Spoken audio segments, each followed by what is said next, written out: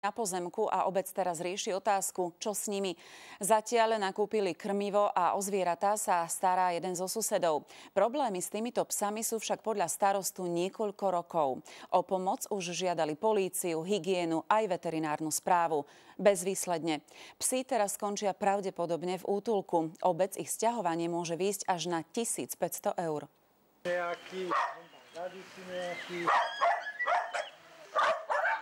Viac ako 30 psíkov prišlo o svojho pána pred 3 týždňami. Teraz sa o nich musí starať obec.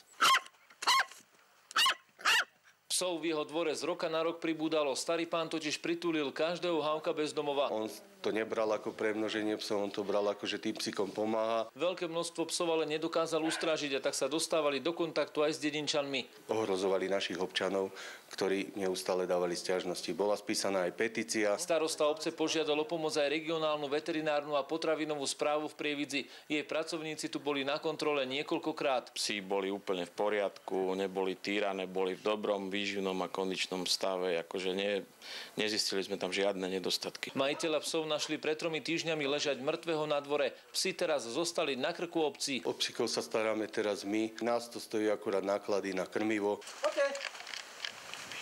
Na dvore sa podľa odhadov nachádza viac ako 30 psov. Mnohé sú plaché a schovávajú sa. Nevieme ani, koľko tých psíkov je.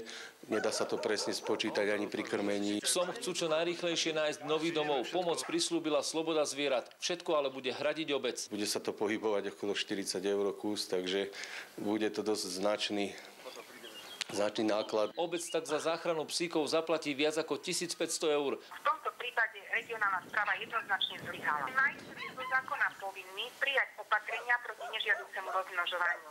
Regionálna veterinárna potravinová správa by mala odporúčať majiteľovi, aby si opatrenia prijal, a ak ich on nesplní, tak pri nasledujúcej kontrole by vlastne mal dostať pokutu. Nie, toto nie je v našej kompetencii. Nemôžeme majiteľovi zabrániť v rozmnožovaní zvierat. Pavol Čertík, televízia JOJ. Na Slovensko prišla mladá žena, ktorá vyvolala rozruch v